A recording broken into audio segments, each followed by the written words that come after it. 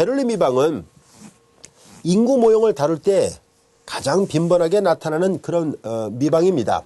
자, 그래서 우리는 간단하게 우리 변수분력 미방에서 살펴봤던 박테리아의 증가율 이런 것들을 통해서 인구 모형 문제를 하나씩 조금씩 간단한 식에서 복잡한 식으로 확대해서 만들어 보도록 하겠습니다. 자, 우리는 앞에 변수분력 미방에서 다뤘던 그런 형태의 예문인데요. 박테리아의 성장률에 관한 비례상수를 K1이라 놓고요. 박테리아의 개체수를 Y라 한다면 그 시간에 대한 박테리아의 개체수의 증가율은, 변화율은 당연히 개체수에 비례하지요. 따라서 이렇게 비례하는 적당한 상수를 하나 찾아서 그것을 K1이라 놓아보도록 하겠습니다. 그리고 실험을 시작한 그 순간에 박테리아의 개체수를 Y0 말이라 보겠습니다. 그러면 우리는 다음과 같은 수학적 모델을 얻을 수 있다는 것을 이미 앞에서 배운 적이 있습니다. 자, 우리는 이 모델을 그대로 인구 모형으로 꼭 박테리아 문제만이 아니라 모든 생물학적인 어떤 개체수에 그대로 적용을 해보도록 하겠습니다. 또 사람의 인구 모델에도 동일하게 적용할 수 있을 겁니다. 똑같지 않겠어요? 우리가 어떤 사람의 현재 어떤 민족이나 또는 국가의 어떤 인구수에 비례해서 당연히 인구의 성장률이 늘어나거나 또는 감소를 할 수 있겠죠. 자, 그래서 이런 모델을 그대로 인구 모형에다 확대 적용을 해보도록 하겠습니다. 자, 이제 우리는 하나하나의 조건을 부여함으로 해서 식을 조금씩 복잡하게 만들어 보려고 하는데요. 한번 살펴보도록 할까요? 자, 인간의 사망 원인을 자연적인 경우로만 제한한다고 가정하겠습니다. 생로병사에서 오는 자연스러운 어떤 사망 원인이 있다고 가정했을 때 사망률은 인구수에 비례할 것으로 기대할 수 있죠. 그렇죠. 당연히 인구가 많으면 많을수록 당연히 그 안에서 자연스럽게 사망자도 많이 늘어날 겁니다. 자, 우리 여기서 보면 앞에서 볼다시피 증가율이죠. 여기 앞에 K1Y는 자연스럽게 인구가 이렇게 신생아가 태어나서 인구가 증가하기도 할 텐데요. 그만큼 또 사망자가 생겨서 감소하기도 하겠죠. 그래서 플러스는 증가, 마이너스는 감소를 나타내는 거예요. 적당한 사망률을 나타내는 비례상수를 편의상 K2, K2는 사망률에 대한 적당한 비례상수가 측정됐다고 가정하고 K2라 놓겠습니다. 신생아가 태어나서 인구의 개체수가 늘어나는 것은 비례상수 K1, 그리고 사망률에 대한 비례상수는 마이너스 K2를 쓴 거고요. Y는 그 나라, 민족이나 또는 국가 전체의 어떤 인구수를 얘기한다면 이런 식으로 인구의 변화율이 이렇게 나올 겁니다. 여기 같은 Y니까 묶어낸 것 뿐이고요. K1-K2를 적당한 비례상수 K로 다시 환원시킨 겁니다. 즉 신생아의 그 출산율과 사망률을 잘 해서 그 나라의 10년 동안 또 한 세대 동안 이렇게 쭉 관찰한 결과 어떤 적당한 그 통계 자료에 대한 어떤 비례상수가 나오겠죠. 그래서 그런 비례상수를 편의상 K라 놓은 것입니다. 그러면 인구 모형도 마찬가지로 앞에서 배웠던 이 단순한 모형처럼 이 DY/DT는 KY라는 이런 모양으로 나온다는 것을 알게 됐습니다. 만약에 출산율이 사망률보다 더 증가한다면 그 민족은 자꾸 인구가 증가하겠죠. 지수적으로 증가한다는 것을 알 수 있고요. 또 반대인 현상이라면 인구가 감소할 거라는 것을 알 수 있습니다. 자, 이제 우리는 여기에서 인구 변동에 대한 그 수학적 모델은 당연히 이런 식으로 나온다는 것을 알 수 있고요. 지금 이거는 실험을 시작한 그 순간에 인구수를 나타내고 있습니다. 자, 이제 우리는 여기에다가 우리는 다음 같은 것을 통해서 또 다른 변수를 대입하도록 하겠습니다. 앞서 우리는 여기서 자연적인 경우로만 제한된다 했을 때 이렇게 마이너스 K2Y 이렇게 표시했는데요. 사실상 우리가 살다 보면 자연적으로 그러니까 노쇠에서 늙어서 이렇게 죽는 경우도 있지만은 또는 갑작스럽게 자연재해로 인해서 우리가 사망하는 경우도 있지 않습니까? 교통사고라든가 또는 다른 여러 가지 이유로 전쟁이 벌어져서 뜻하지 않게 불의의 사고를 당하는 경우도 있을 수 있을 겁니다. 자, 그래서 그런 것들을 다시 수학적 모델링 한 것 뿐인데요. 자, 어떻게 만들었는지 한번 볼까요? 자, 이제 우리는 개체군의 내부 경쟁에 의한 사망률을 결정하려고 하는데요. 이때 개체군 사이에 서로 상호작용을 이렇게 표시한 것입니다. Y-1을 2로 나눈 것은 뭐냐면은 어떤 개체수, 여기서 2를 뺀 것은 우리가 보통 어떤 대상자 한 사람을 빼서 계산한 거라고 생각하면 돼요. 그래서 이렇게 우리는 만나는 빈도수에 비례한다라고 생각한 겁니다. 예를 들어서 자동차 사고 같은 경우도 만약에 운전을 하지 않으면 절대 발생하지 않을 거 아닙니까? 그래서 만약에 서로 이렇게 그렇다고 해서 또 운전 안 할 수도 없잖아요. 그래서 자동차 운전을 하다 보면 자꾸 이렇게 빈번하게 만날 때마다 어떤 사고가 발생할 확률이 높아지겠죠. 그래서 이렇게 수학적 모델링 해보니까 이렇게 표현됐다라고 가정을 하겠습니다.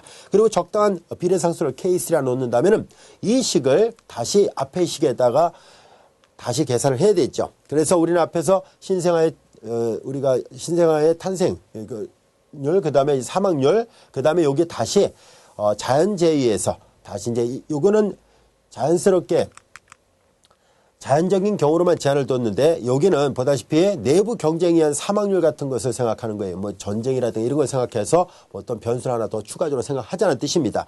그렇게 해서 얘네들을 잘 살펴보니까 이거 전개하면 y의 제곱 2차식이 나올 것이고 이렇게 하면 1차식이니까 1차식 부분을 따로 묶어서 개수를 a라 놓은 거고 2차식 부분을 따로 묶어서 개수를 b라 표시한 것입니다. 여기까지가 됐죠. 이제 이것을 우리는 로지스틱 방정식이라 얘기를 하고요. 또는 벨기에의 통계학자가 만들었던 식이다 해서 베럴스트 방정식이라 합니다. 인구 모형을 나타내는데 그나마 제일 가장 적합한 모델이라고 볼 수 있습니다. 물론 오늘날에는 이거 말고도 또 수정된 다른 형태의 인구 모델들이 계속 나타나고 있습니다만 적어도 베럴스트가 살던 그 시절에는 아주 정밀도가 높았던 그런 인구 모형을 설명할 수 있는 그런 미분 방정식입니다. 자, 이제 베럴스트 미분 방정식 또는 이 미방을 로지스틱 미분 방정식 이렇게 얘기를 하는데요. 인구 모형을 나타낼 때 사용하는 미분 방정식입니다. 이제 유도된 개념을 이해되셨죠? 자, 그러면 이렇게 유도된 이 베럴스트 미분 방정식을 직접 풀어보려고 합니다. 우리 교재 예제 4번 볼까요? 로지스틱 방정식 또는 베럴스트 방정식의 다음 미방의 해를 구하시라는 얘기입니다. 근데 이 미방을 잘 들여다보니까 앞서 정했던 베를린 미방과 똑같다는 것을 알 수 있죠? 실제로 그렇게 되어 있습니다. 자, 이 미방을 여기를 이렇게 왼쪽으로 넘겨보세요. y'-ay 이퀄 -by의 제곱이니까 이게 없었다면 당연히 y와 y' 1차 결합으로 되어 있으니까 일개 선형이 될 텐데요. y의 거듭 제곱이 있어서 비선형 미방입니다. 그리고 비선형 중에서 앞에서 다뤘던 베를린 미방이었구나 하는 것을 알게 됐습니다. 따라서 우리는 베를린 미방은 이렇게 인구 모형을 설명할 때 가장 최적화된 좋은 미방입니다. 그래서 반드시 알고 있어야 되는데요.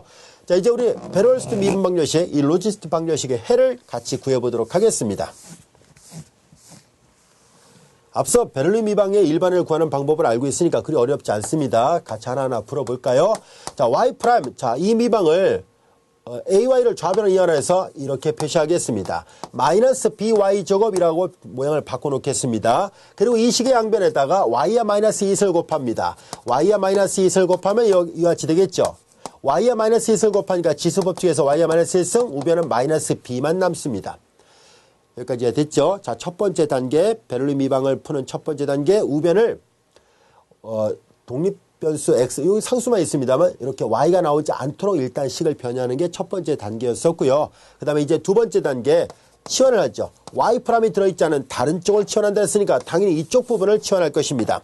Y의 -1승을 유라 놓겠습니다.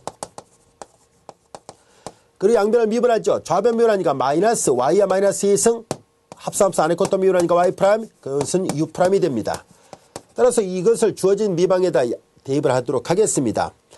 마이너스를 다 곱했다고 가정합시다. 그러면은 Y와 -2승 Y', 마이너스 곱하니까 플러스 A, Y -1승 이퀄 마이너스 곱하니까 플러스 B죠. 이 식에다 대입을 하니까 요 첫 번째 항이 바로 U'이 됐습니다. 그리고 Y의 -1승은 U로 놓는다 했으니까 U가 될 것이고요. 자, 그 다음에 이제 주어진 식에서 양변에 마이너스를 곱하니까 이게 다 플러스로 바뀐 거예요. 그 다음에 이제 여기 오른쪽은 B로 돼 있었죠. 자, 이렇게 됐습니다.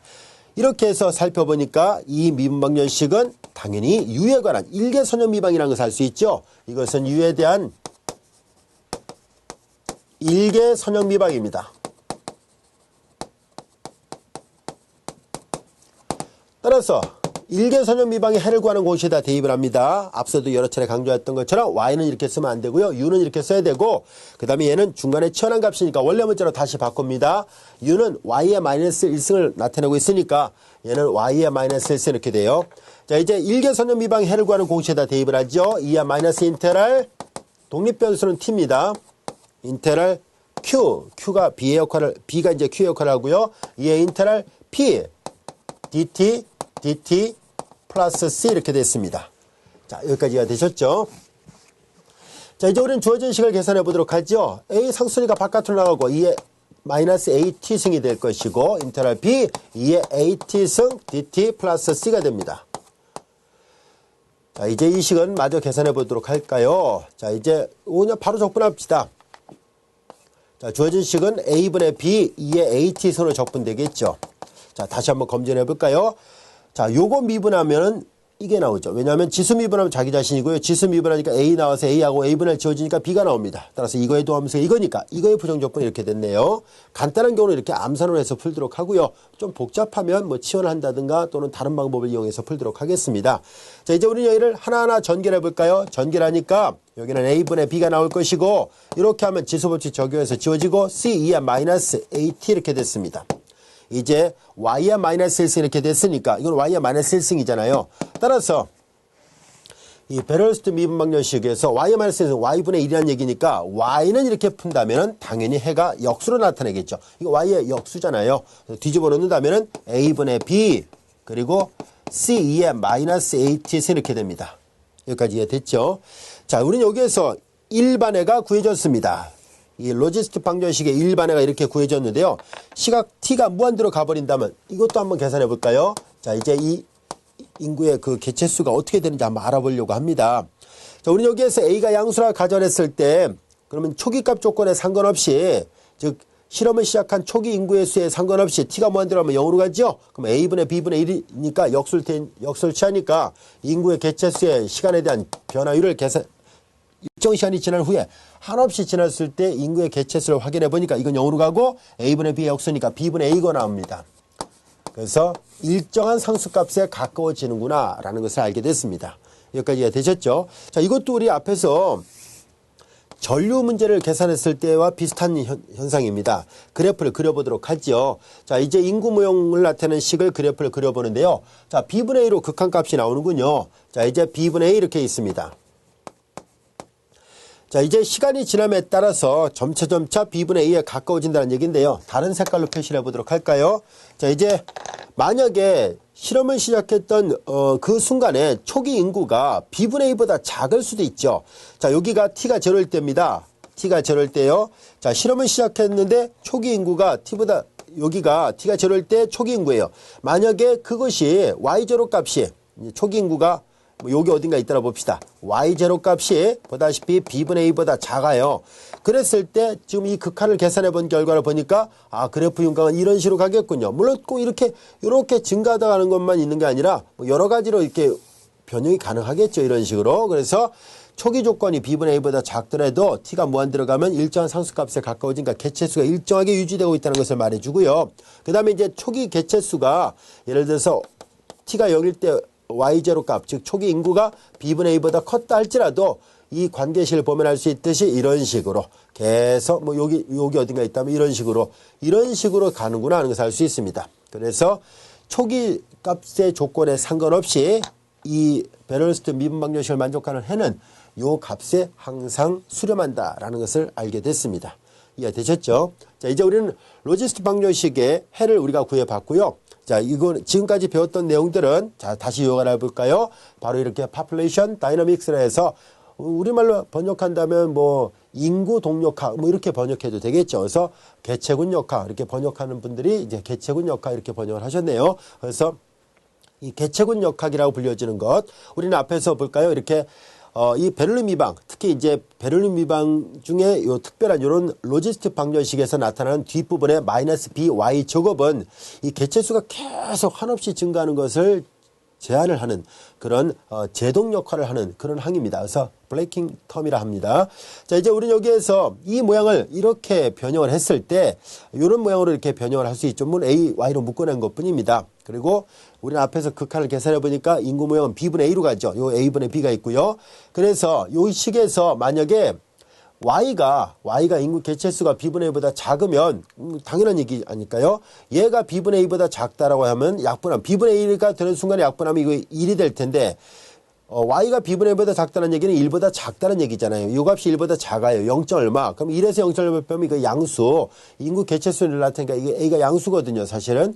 그래서 전체적으로 보면 Y 프라임이 항상 양수로 나와요. 그래서 Y가 B분의 A보다 작으면 Y 프라임이 양수니까 개체수는 지수적으로 증가하겠구나 하는 것을 당연히 알 수 있고요. 만약에 Y가 B분의 A보다 크면 여기가 B분의 A보다 크면 요 비율이 1보다 크게 나오니까 1에서 1보다 큰 값을 빼면 마이너스 0. 얼마가 될 테니까 당연히 마이너스 값이 나오죠. 마이너스 2도 될 수도 있겠죠. 그래서 이렇게 음수 값이 나오니까 Y 프라임이 음이라는 얘기는 당연히 감소한다는 것을 말해줍니다. 그래서 개체수는 지속적으로 감소할 겁니다 하는 것을 말해주고 있습니다. 이해됐죠? 그래서 이렇게 우리는 인구 모형을 나타내는 이런 형태들이 베를린 미방의 모양이었구나 하는 것을 다시 한번 확인할 수 있게 됐습니다. 여기까지 이해되셨죠? 자, 이제 우리는 더불어서 자율 상미분 방정식이라는 것을 공부하도록 하겠습니다. 자, 이제 오토노머스 ODE라는 것은 뭐냐면은 이 자율 상미분 방정식은 정의 자체가 이렇게 되어 있습니다. 우리가 지금 다루고자 하는 많은 응용 문제들은 시간에 대한 변화를 다루고 있기 때문에 독립변수는 시각 t를 나타냅니다. 근데 만약에 겉보기에 미분 방정식의 겉보기에 독립변수 t가 나타나지 않는 그런 형태의 미방이 있다면 그런 미방에다 명칭을 붙이려고 합니다. 자율 상미분 방정식을 하자는 얘기입니다. 자, 정확한 정의를 한번 볼까요? 독립변수 t가 명시적으로 나타나지 않는 그런 상미분 방정식. 여기 보면 독립변수가 원래 이렇게 독립변수, 종속변수, 그리고 종속변수의 도함수에서 일개 미방은 보통 이렇게 표시하게 되어 있는데 만약에 겉보기에 독립변수 t가 나타나지 않았어요. 예를 들어서 우리 앞에서 다뤘던 이 로지스틱 방정식이 그러하죠. 이 안에 어디를 봐도 독립변수 t가 겉보기에 나타나 있지 않습니다. 물론 여기서 dy dt가 t가 있긴 합니다만 식 자체는 y'만 있지 t가 겉보기에 나타나지 않았으니까 독립변수가 겉보기에 나타나지 않은 그런 일개 미방이 됐습니다. 우리는 이런 미방을 앞으로 이렇게 간략하게 이런 식으로 표시하려고 하는데요. 이런 꼴을 자율 상미분 방정식이라고 얘기를 하도록 하겠습니다. 자, 우리는 여기에서 이 자율 상미분 방정식을 푸는 과정에서 평형해라는 말 또는 평형점 그리고 이 크리티컬 포인트 이런 용어들을 하나하나 살펴보려고 하는데요. 어렵지 않습니다. 한번 살펴볼까요? 이 자율 상미분 방정식에서 우리는 여기 자율 상미분 방정식에서 이걸 0으로 놓고 풀려고 합니다. fi가 0이 되는 점, 우리는 fi가 0이 되는 점을 주어진 자율 상미분 방정식의 크리티컬 포인트 임계점이라 할 겁니다. 이건 마치 미분적분에서 뭘 배운 거와 비슷할까요? 우리가 함수의 극대우수를 계산할 때 일단 미분에서 0이 되는 점을 찾거나 또는 미분이 불가능한 점을 찾아봤던 적이 있었죠. 미분에서 0이 되거나 또는 미분이 불가능한 점을 통틀어서 우리는 임계점이라고 한 적이 있었습니다. 따라서 여기 모양을 보니까 자율 상미분 방정식에서 이걸 0이라 놓고 푼다는 얘기 자체는 y'이 0이 되는 것을 찾는 것이니까 미분적분에서 배웠던 그 임계점을 구하는 거와 유사하다는 것을 알 수 있습니다. 그래서 이 방정식을 만족하는 점을 우리는 크리티컬 포인트라고 얘기를 하도록 하겠습니다. 이해되셨죠? 자, 그럼 이렇게 되는 점이 있다고 가정했을 때 y'이 0이라는 관계식이 얻어졌네. 임계점을 구하는 과정에서 y'이 0이 나왔으니까 당연히 미분에서 0이 된다면 y는 상수밖에 나올 게 없지 않습니까? 그래서 자율 상미분 방정식은 반드시 상수해를 갖는다는 것을 알게 됐습니다. 상수해가 있구나 하는 것을 알게 됐어요. 그리고 이런 해를 우리는 평형해 또는 평형점이라고 말을 하도록 하겠습니다. 여기까지가 됐죠. 용어에 대한 약속을 한 거예요. 자, 이제 우리의 관심은 용어를 또 안정하다 또는 안정하지 않다 이런 것들을 우리가 구별해 보려고 합니다. 만약에 어떤 t에서 평형해에 가까운 해가 그 이후에 모든 t에서 평형해에 가깝게 남아있으면 그 한 해에 가까워지면은 안정하다, 스테이블한 상태라고 말을 할 것이고 만약에 평형해에 가까운 해가 t가 증가함에 따라 평형해로부터 자꾸 멀어지고 있어요. 그러면은 그런 평형해는 언스테이블하다라고 얘기를 하도록 하겠습니다. 자, 이 용어를 우리가 좀 더 쉽게 이해하기 위해서 간단한 예문을 하나 풀어보는 것이 훨씬 더 이해하기 쉬울 겁니다. 다음 같은 것을 한번 살펴보도록 하죠. 우리 교재 예제 5번을 문제를 풀어보도록 하죠. 우리는 어떤 평형해가 안정한 건지 불안정한 건지를 알아볼 것이고 더불어서 위상선도라고 하는 건데요. 페이지 라인 플러스라는 위상선도의 그래프를 그려봄으로 해서 안정과 불안정을 좀 더 명확하게 이해를 해보려고 합니다. 우선 다음 같은 미분 방정식을 살펴보려고 하는데요. 이 미분 방정식은 y' equal y-1, y-2 이렇게 되어 있습니다. 보다시피 독립변수 t가 전혀 겉보기에 나타나지 않았으니까 자율 상미분 방정식이라는 것은 분명한 사실입니다. 자, 우리는 여기에서 임계점을 구한다라고 했을 때 당연히 이것을 0이라 놓고 풀어야 되겠죠. 자, 이제 얘를 0이라 놓고 푸는 과정에서 우리는 임계점을 찾는데 1과 2라는 두 개의 임계점이 있다는 것을 알 수 있습니다. 이제 우리는 오른쪽에 있는 이 부분을 함수 fy라 볼까요? 자, 그러면 fi가 y-1과 y-2로 되어 있다면 이 함수의 그래프의 개형은 교재에도 나와 있습니다. 이 그래프는 1과 2를 지나면서 2차 포물선이고 1과 2를 지나면서 아래로 블록한 그래프가 되죠. 그래서 그래프 윤곽은 이렇게 그려지게 됩니다. 자, 이것이 FI의 모양이 있죠. 자, 이렇게 되어 있습니다. 이 그림이 이제 교재도 있고 이렇게 화면상으로도 봐도 이렇게 그려져 있습니다. 자, 여기가 1이고 여기가 2예요. 자, 우리의 관심은 자율상미분방정식 y'=, fi'에서 fi가 이런 모양으로 되어 있고 임계점이라 하면은 얘가 여기 되는 값이니까 여기가 y축입니다. 여기가 fi 그래프고요. 요 y가 1일 때 여기가 y축입니다. 보다시피 y=1과 y=2가 임계점이라는 것을 알 수 있습니다. 자, 이제 우리가 관심은 이 임계점에서 여기 제목 보면 알 수 있듯이 과연 이 안정한 건지 스테이블인지 언스테이블인지를 어떻게 구별할까요? 라는 얘기입니다. 자, 이제 우리는 그것을 해결해 보려고 하는데요. 우선 여기서 구간별로 이 함수의 그래프의 부호를 따져보도록 하겠습니다. 우선 0과 1 사이의 부호를 0과 1 사이의 구간에서 살펴보도록 하겠습니다. 자, 경우를 나눠서 볼까요? 자, 일단 첫 번째 y가 절선값의 범위가 0과 1 사이에 있을 때입니다. y가 0과 1 사이에 있을 때 여러분들이 보면 알 수 있듯이 이때 fi는 양수이므로 자율상미분방정식은 y' = fi였거든요. fi가 양수라 얘기를 했었으니까 이렇게 됐습니다. y' 양수니까 당연히 y는 접선의 기울기를 나타내잖아요. y'은. 그래서 y는 당연히 증가함수라는 것을 알 수 있습니다. 여기까지 이해됐죠? 자, 그 다음에 이제 두 번째로 볼까요? 이번에는 여기를 계산하도록 하죠. 1과 2 범위에서 보겠습니다. 1과 2 범위에서 조사를 한다면 y가 1과 2 범위 안에 있을 때 fi는 당연히 음수라는 것을 알 수 있죠? 그러면 y' fi에서 이 값이 음수이므로 당연히 도함수가 음수라는 얘기는 뭐예요? 접선의 길이가 음수니까 감수함수라는 것을 말해줍니다. y는 감수함수이겠구나라는 것을 알 수 있습니다. 이제 하나를 더 해볼까요? 이번에는 요 범위를 계산해 봅니다. 이제 여기 보다시피 y가 2보다 큰 범위를 계산합니다. 똑같은 요로 여기다 할까요? 이제 세 번째 범위를 봅니다. y가 2보다 클 때죠. y가 2보다 클 때는 당연히 이 2보다 큰 범위에서 함수값은 양수잖아요. 여기는 음수였고 여기는 양수였지 않습니까? 그래서 함수값이 양수, 함수값이 음수, 함수값이 양수 이렇게 순차적으로 그래프의 모양을 보면 알 수 있네요. fi가 양수가 나온다는 것을 알 수 있습니다. fi가 양수가 됐으니까 따라서 y' fi에서 fi가 양수가 됐지 않습니까? 그래서 이렇게 돼 있으므로 y는 당연히 접선의 기울기가 양수니까 y는 역시 증가함수라는 것을 알 수 있습니다. 얘가 증가하는구나 하는 것을 알게 됐네요. 여기까지가 됐죠? 자, 이제 우리는 자율상미분방정식에서 이렇게 임계점 근처에서 어떤 변화가 있는가를 살펴보니까 이런 변화가 있다는 것을 알게 됐고요. 그럼 이런 것들을 그래프를 그려서 표시를 해보도록 하겠습니다. 우리는 여기가 t예요. 수평축은 t축이고요. 자, 이렇게 여기를 y축으로 보도록 하겠습니다. 이제 y가 여러분들이 보면 알 수 있듯이 0과 1 사이에 있을 때 자, 이제 구간을 이제 경계를 나눠보도록 할까요? 여기가 0이 여기가 1이에요. 그 다음에 1과 2 사이에 있을 때 2보다 클 때를 구별을 해보도록 하죠. 자, 이제 0과 1 사이에 있을 때 보다시피 y' 양수라 했었으니까 우린 여기에다가 다 뭘 할 거냐면 방향장의 그래프를 그려보도록 하겠습니다. 우리 교재 본문에 보면은 방향장의 그래프를 그려놨습니다. 여기에다가 각각의 점에다가 방향장의 그래프를 그려놓은 거예요.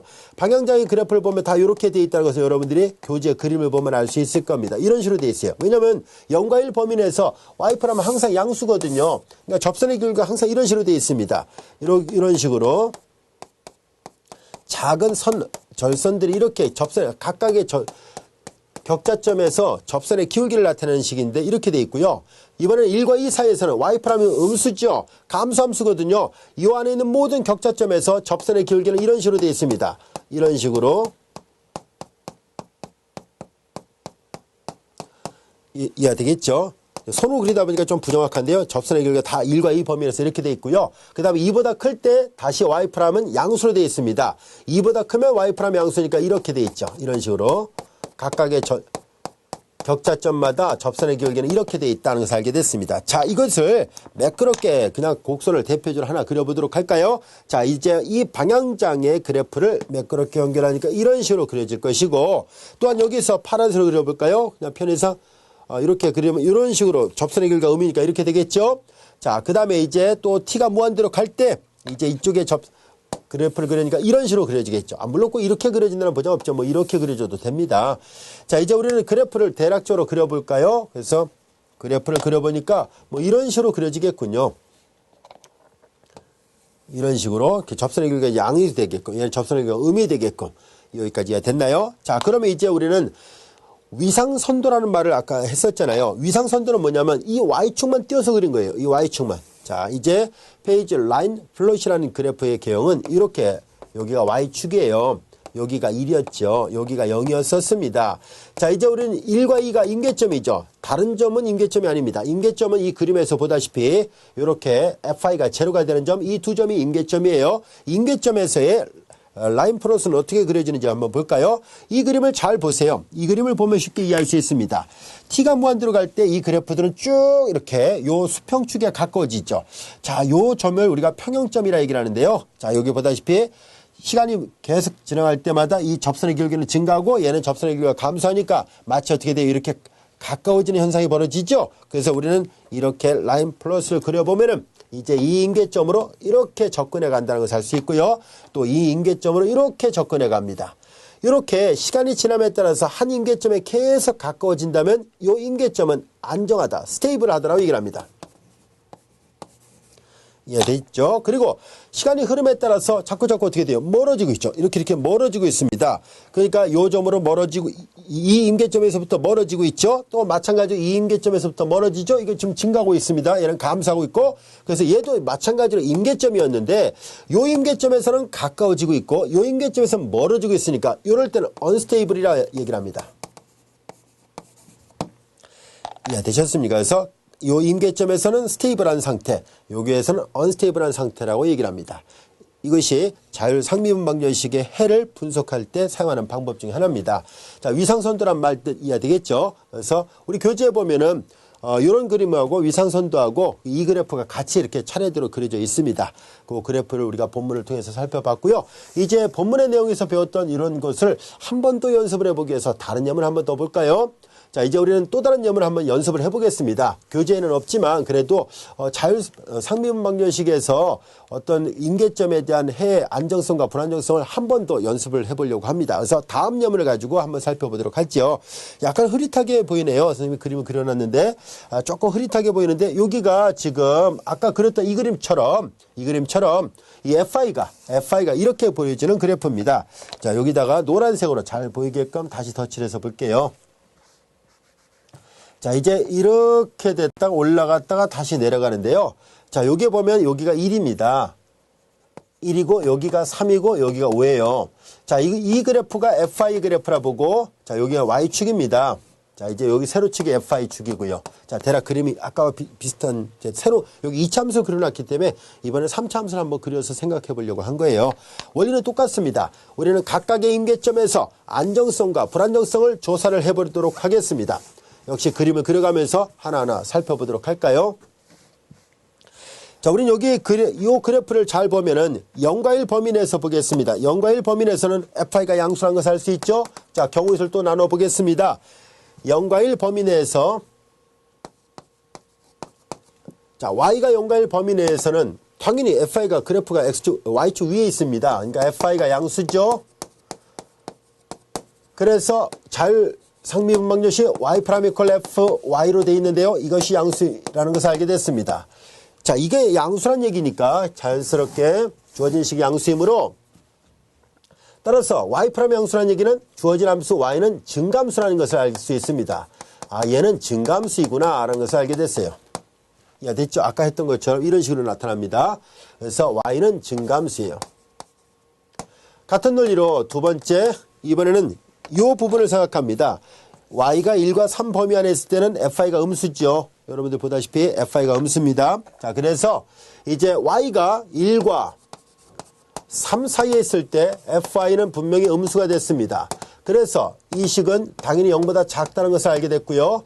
그러면 0보다 작으니까 y는 당연히 감수함수일 수밖에 없죠. 감수함수가 됐습니다. 이번엔 세 번째예요. 세 번째, y가 3과 5 사이에 있을 때를 보겠습니다. y가 3과 5 사이에 있을 때는 이 범위에서 fi가 다 양수로 되어 있습니다. 그래서 똑같이 앞에서 분류했던 것처럼 y가 3부터 5 사이에 있을 때는 fi는 분명히 양수군요. 그래서 이 자율상미분 방정식의 y 프라임 이퀄 fi는 양수가 됐습니다. 이게 양수란 얘기는 도함수 양수니까 당연히 y는 증가함수라는 것도 역시 알게 됐습니다. 이제 하나 더 해볼까요? 이번에는 y가 5보다 클 때입니다. y가 5보다 클 때는 함수값이 전부 다 음수가 되어 있습니다. 자, 그래서 네 번째 y가 5보다 클 때입니다. y가 5보다 클 때 그러면 fi는 당연히 음수가 되어 있네요. 음수가 됐으니까 자율상미분방정식의 y 프라임 이퀄 fi가 0보다 작다는 것을 알게 됐고요. 0보다 작으니까 당연히 y는 감수함수라는 것을 알게 됐습니다. 자, 이제 y가 감수함수라는 것, 증가감수가 계속 반복되는군요. 자, 그래서 우리는 이 함수에 대해서 앞에서 했던 것처럼 그래프를 한번 그려보도록 하죠. 여기는 시각 t이고요. 그 다음에 여기서 임계점은 1, 3, 5 3개가 있습니다. 1, 3, 5 3개가 있죠. 여기쯤에 1, 그 다음에 여기쯤에 3, 여기쯤에 5 이렇게 있다라 보겠습니다. 좀 더 위에 높여서 그려야겠네요. 자, 여기가 1이고 3이고 5예요. 여기는 y축이고 여기는 t축입니다. 자, 이제 우리는 0과 1 범위 안에서는 y 프라임이 항상 양수니까 앞서도 그렸던 것처럼 여기에서 이렇게 방향장의 그래프는 이런 식으로 증가는 이렇게 그려줘야 되고요. 그러면 당연히 y는 증가함수 형태로 되겠죠. 또한 1과 3 범위 내에서는 f 프라임이 0보다 작으니까 당연히 방향장의 그래프는 감소하니까 이렇게 그려줘야 되겠죠. 손으로 그리다 보니까 좀 부정확합니다만 이런 식으로 그려줘야 되겠네요.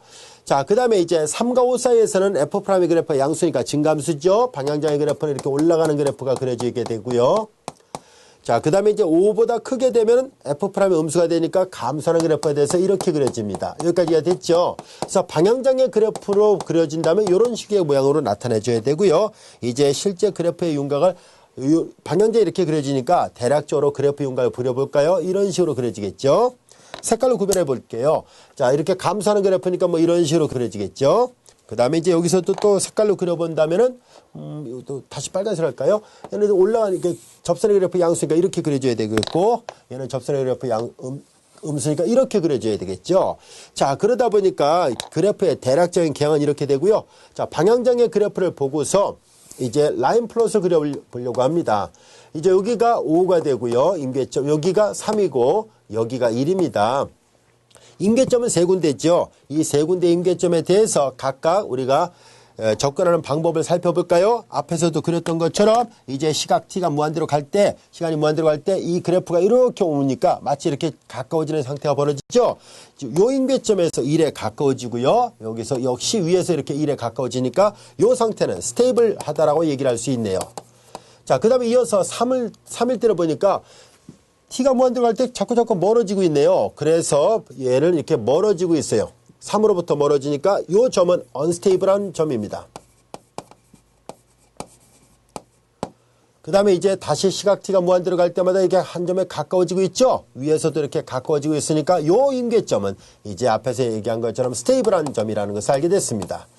자, 이제 이렇게 해서 우리는 3개의 임계점마다 자, 1과 5에서는 스테이블한 점이고 3에서는 언스테이블한 점이라는 것을 이제 우리가 자율 상미분방정식을 풀면서 해결할 수 있게 됐습니다. 여기까지가 되셨죠? 자, 이제 우리는 지금까지 자율 상미분방정식에 대해서 같이 학습을 했었는데요. 이제 우리 교재 본문의 내용은 다 끝났습니다. 교재 1.5절의 본문의 내용은 다 끝났는데요. 하지만 연습 문제를 보면은 이제 비선형 미분방정식 중에 또 중요한 미방이 2개가 더 있다는 것을 알 수 있습니다. 바로 리카티 미방과 그리고 클레로 미방이라는 것인데요. 또 이거 역시도 우리가 짚고 넘어갈 필요가 있다고 보여집니다. 자, 그래서 이어서 이제 우리는 리카티 미방과 클레로 미방을 같이 공부하도록 하겠습니다.